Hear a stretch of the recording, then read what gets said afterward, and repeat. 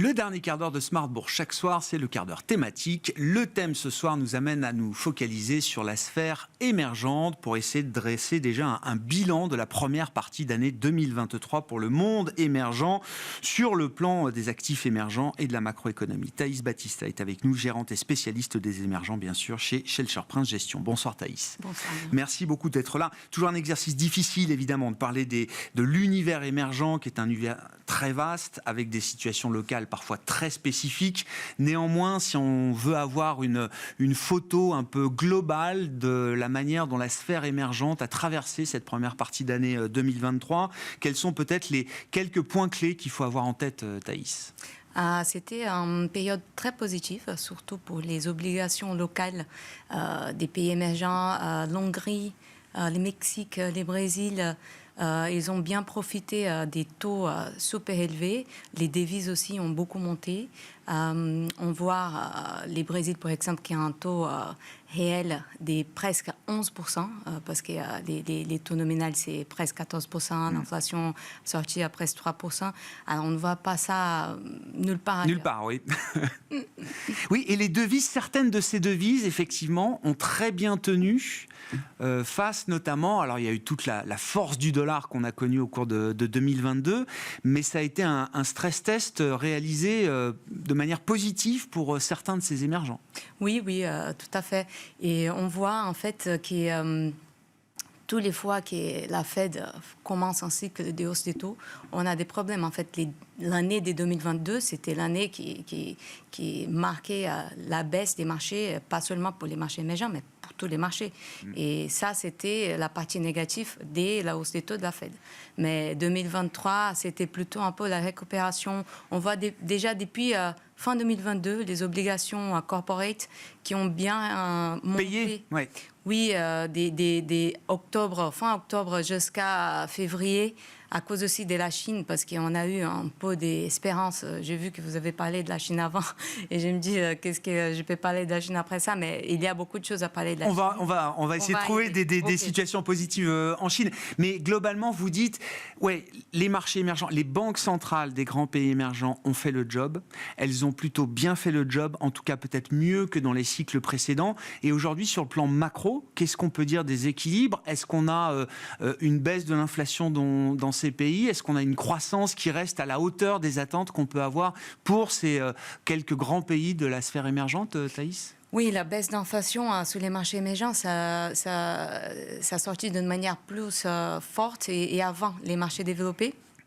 Parce que les banques centrales des marchés émergents ont commencé à monter les taux d'entrée un an avant. Ouais. Alors, le Brésil a commencé en mars 2021 et la Fed a commencé en mars 2022. Aussi, il faut voir la différence entre les composants d'inflation qui dans les marchés développés, c'est plutôt les services, et les marchés émergents, c'est plutôt l'alimentation, l'énergie qui a bien baissé, et les services, comme on savait, il n'y a pas, et c'était un peu plus résiliente à cause des loyers, des coûts des main-d'œuvre, parce que les chômages, il est super bas. Alors, hier, on a eu les premières bonne nouvelle sur l'inflation des marchés développés avec les États-Unis, mais c'était pas comme ça avant.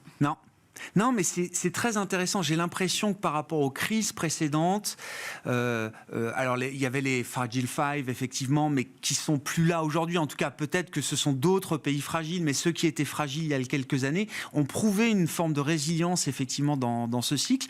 Je regardais l'écart de coût de financement des États émergents en moyenne par rapport aux États développés est revenu à moins de 3%. C'est un plus bas historique. Il y a vraiment une crédibilité que certains pays émergents ont gagné ou regagné à travers la gestion de cet épisode d'inflation. Oui, certainement. Et cette cycle de la Fed, c'est complètement différent de ce qu'on avait vu avant. Imagine que dans les années 90, il y avait hausse de la Fed, 40 pays qui étaient en difficulté, tequila crisis, les sud-est asiatiques. On ne voit pas ça aujourd'hui. Aujourd'hui, je vois des pays comme l'Inde qui est en train de grandir et de grandir à presque 7%. Les PIB, c'est dans une ambiance des hauts des taux d'entrée. Alors, les moments que les taux d'entrée vont tomber, qu'est-ce qu'on va voir là ? Ouais. Oui, ce sera peut-être encore un boost supplémentaire pour ces pays-là. Parlons de la Chine. On a vu le côté négatif de la situation chinoise dans la partie précédente. Voilà. Aussi parce qu'il y a beaucoup de choses crise immobilière, effectivement, difficulté de relancer. Néanmoins, si on regarde un peu dans le détail, évidemment qu'il y a des segments, des secteurs, des industries qui sont aujourd'hui privilégiés par le pouvoir politique en Chine. Et donc, il y a des situations, j'imagine, pour l'investisseur, qui sont quand même des situations d'opportunité, Thaïs. Est-ce que c'est comme ça qu'il faut le comprendre? Bien sûr, oui. Les voitures électriques, ça marche super bien. En fait, il y a beaucoup des aides du gouvernement pour faire des investissements et pour les gens, pour acheter les voitures électriques. En fait, BYD, ils sont en train d'ouvrir des usines partout au Brésil. Ils sont en train de vendre, c'est un peu la Tesla des méchants, de vendre des voitures électriques partout. Et c'est récent. Et c'est une chose ça a commencé, ça a monté exponentiellement dans les dernières 2 années. Aussi, les tourismes, ça passe bien. Il y a tous les airlines en Chine qui sont en train, des aériennes qui sont en train de monter bien. Les tourismes, les services, la grande distribution.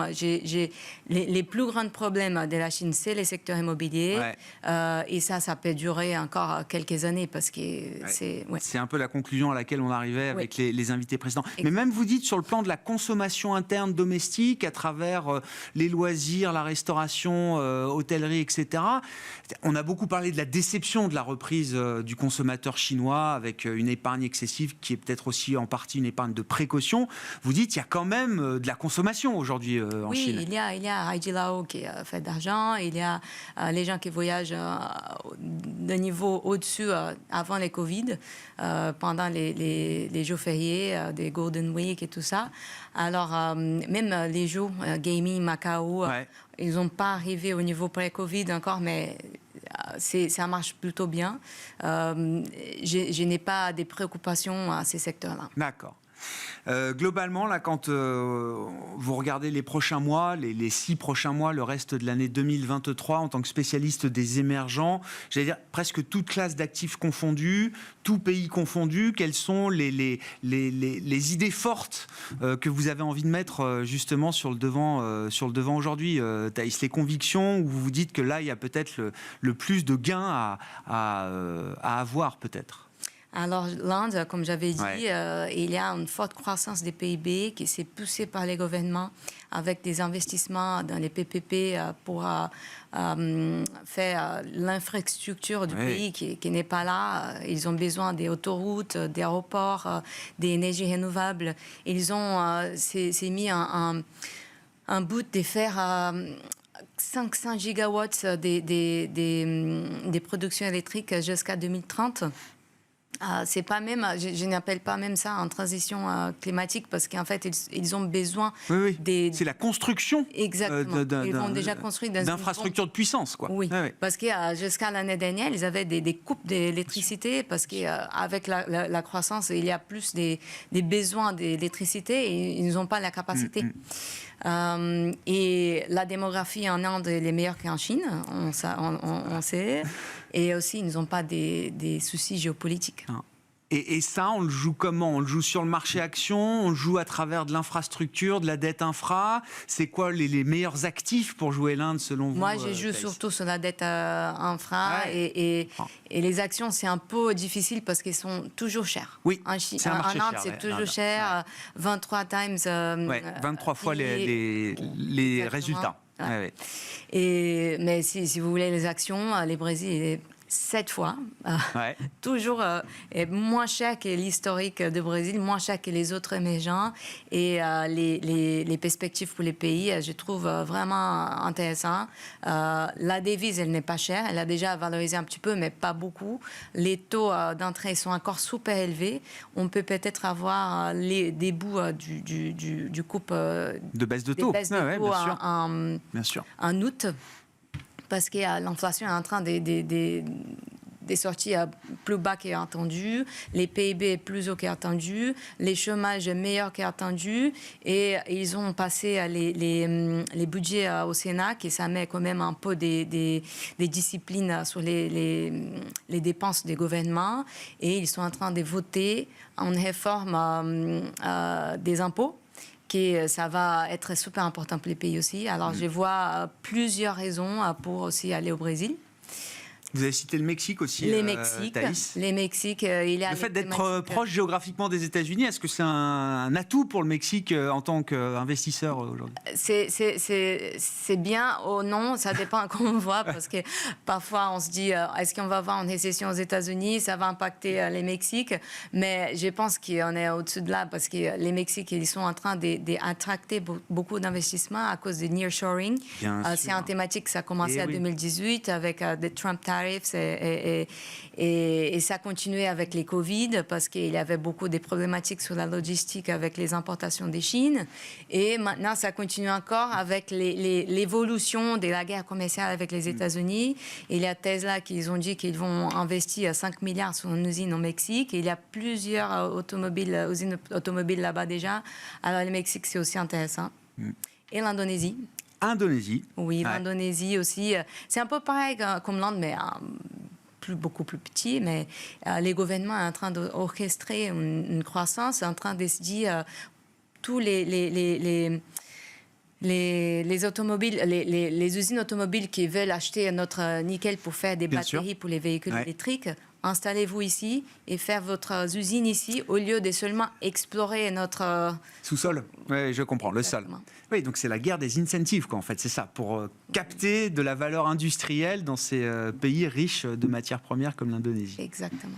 Merci beaucoup, Thaïs. Merci pour l'exercice de ce tour d'horizon émergent en un peu plus de 10 minutes. Thaïs Battista, qui était avec nous, l'invité du quart d'heure thématique de Smart Bourse ce soir, gérante et spécialiste émergent chez Schelcher Prince Gestion.